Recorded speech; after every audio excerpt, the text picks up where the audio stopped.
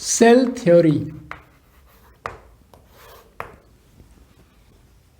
Now, cell theory is a basic theory regarding the facts related to cell. That is, common facts which are related to every type of cells. Okay. Now, this theory was proposed by M.J. Sliden and Theodor Schwann.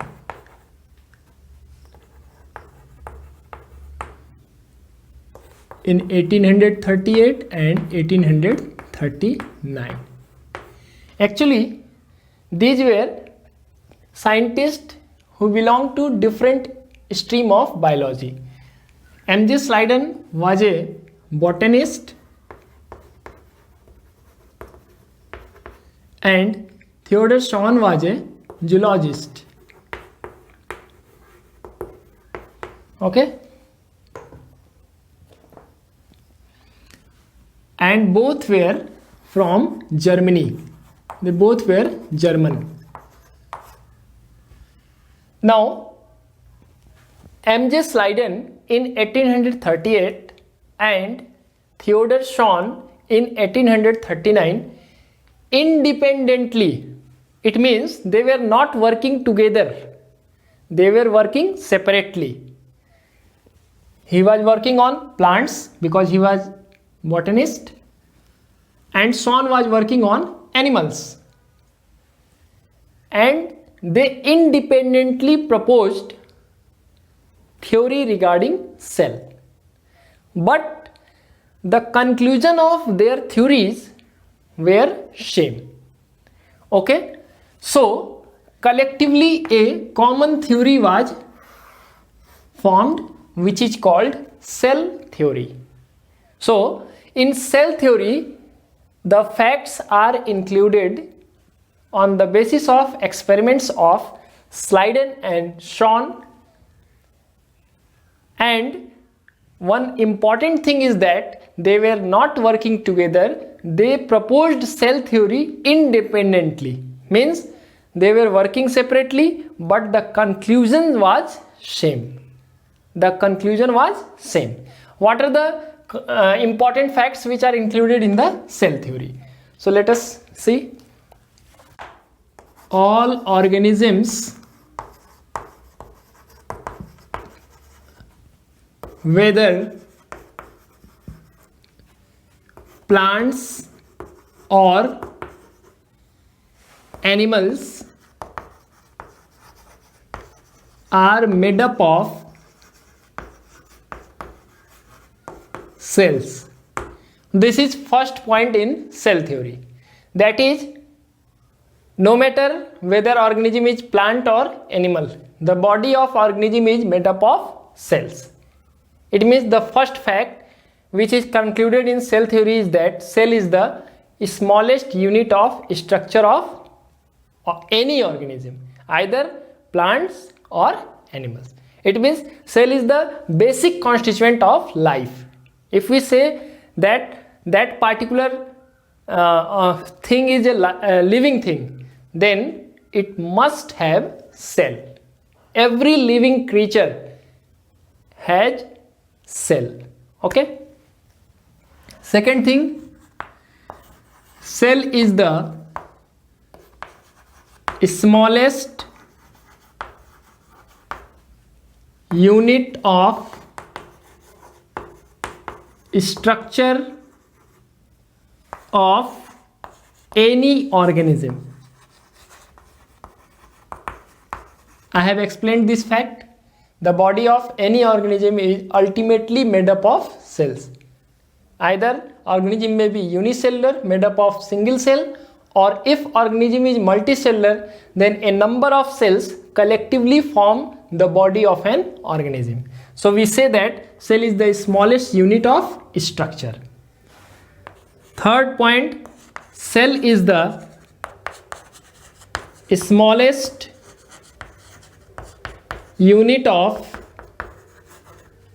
function of any organism. Okay, it means whatever function is performed by an organism is the ultimate activity of the cell present in the body of an organism. Okay, now fourth point, it is very important point. I will use another color. Okay, this is very important point. Cell is a small speck of nucleated protoplasm bounded by cell membrane which is capable of independent existence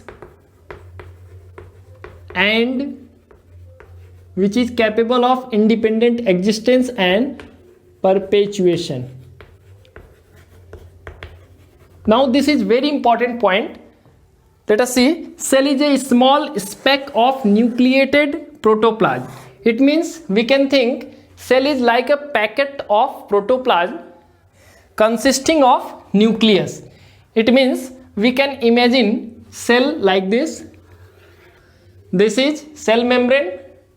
Inside it there is a protoplasm. This is protoplasm and a nucleus.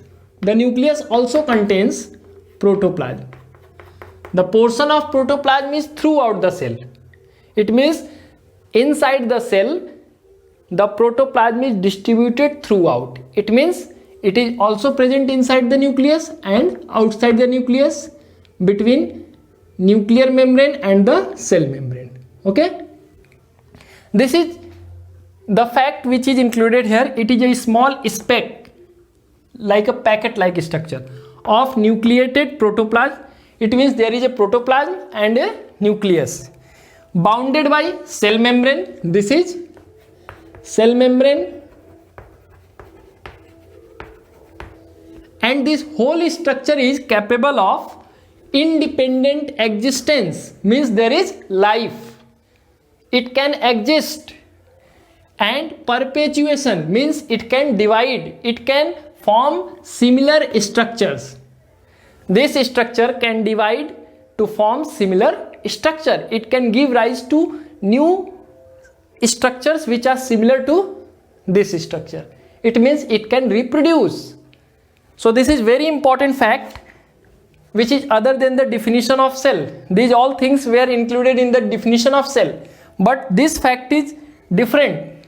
It states that cell is a small packet of protoplasm consisting of nucleus and the whole structure is bounded by cell membrane, and this structure is capable of independent existence and perpetuation. It means it can exist independently.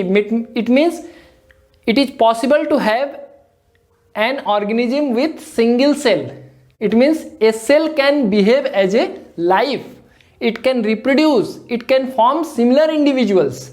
Okay, now these are the main contents of cell theory, but later on some other facts were also included in this theory. Okay, now let us see what were the other facts. The other fact is, fifth point, Rudolf Virchow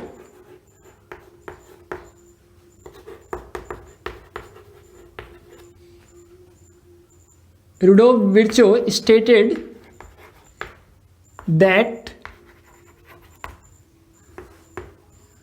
hominis cellula e cellula. Hominis cellula e cellula, and what does this statement means? This statement is not in English language. Okay, so what does this statement mean? Omnis cellula e cellula.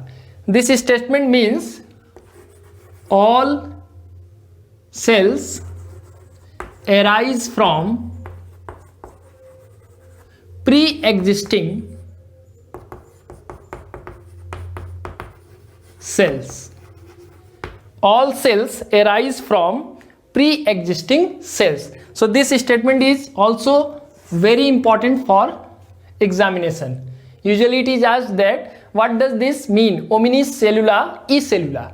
It means that all cells arise from pre-existing cells. And this statement was provided in the year 1858.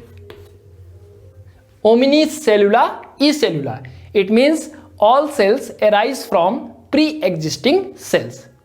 It means whatever the organism of whatever the growth process in organism takes place is ultimately the result of division of cells. Means when we are born, actually if we compare any organism from birth to particular duration of life, then you will see that his hands, or we can say his limbs, his heads, all structure will grow somewhat.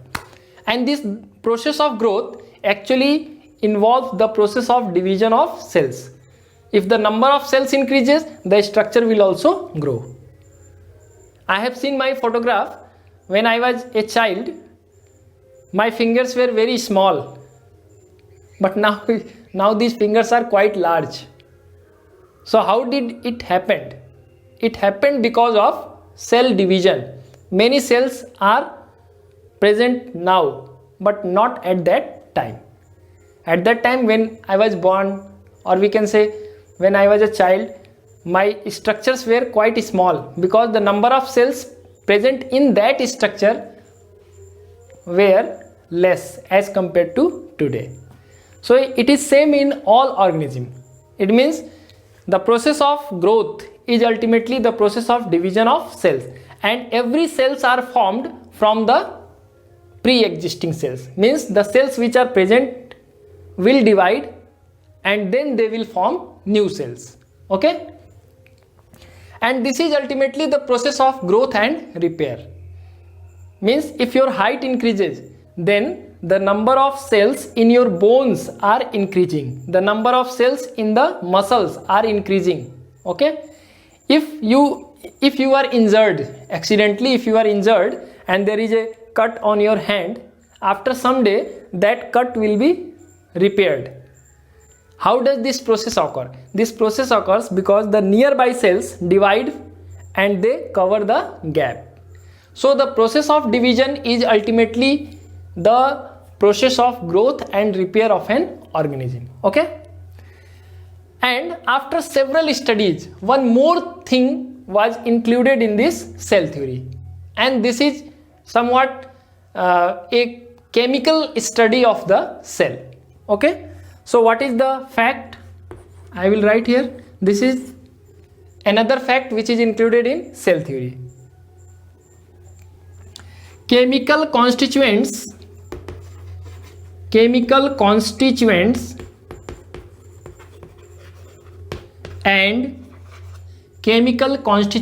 and metabolic activities of all the cells are basically same. It means if you analyze the cell, if you study the components which are present inside the cell, chemical substance which are present inside the cell, then you will find that all cells have same type of chemical composition. Means inside the cell, the number of chemicals which are present inside the cell are almost same in case of each and every cell. You will find carbohydrate, protein, lipids, vitamins, enzymes, these are chief constituents of cell, and this is common in all cells. Second thing, the metabolic activities. What does metabolism means? Metabolism includes two things: anabolism,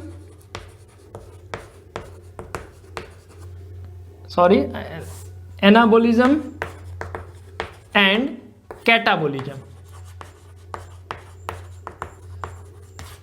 All the constructive process are included in anabolism, and destructive process or energy yielding process are included in catabolism. Here energy is required, and catabolism produces energy. As for example, photosynthesis. What is photosynthesis? In the process of photosynthesis, green plants uses the radiant energy of sun and water from the ground, and they convert that radiant energy, carbon dioxide of the atmosphere and water from the ground, into starch. It means simple substance are converted into complex substance. This process is called anabolism. Any process in which simple substance are converted into complex substance, that process is called anabolism.